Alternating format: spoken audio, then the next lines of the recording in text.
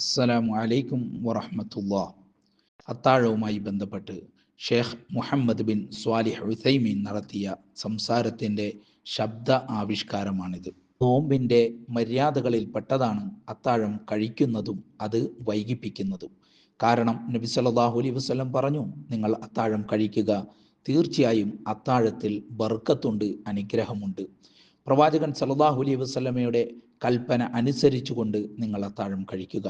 ഇനി നിങ്ങൾക്ക് ഭക്ഷണം കഴിക്കാൻ താല്പര്യമില്ലെങ്കിൽ പോലും എന്തെങ്കിലും ഒന്ന് കഴിക്കുകയോ കുടിക്കുകയോ ചെയ്യുക. കാരണം പ്രവാചകൻ സല്ലല്ലാഹു അലൈഹി വസല്ലമയും അത്താഴം കഴിക്കാറുണ്ടായിരുന്നു. അതുകൊണ്ട് തന്നെ അത്താഴം കഴിക്കുന്നതിൽ ബർക്കത്തുണ്ട്. പ്രവാചകൻ സല്ലല്ലാഹു അലൈഹി വസല്ലമയുടെ കൽപ്പന അനുസരിക്കുക എന്നത് അതിൽ ഒരു ബർക്കത്താണ്.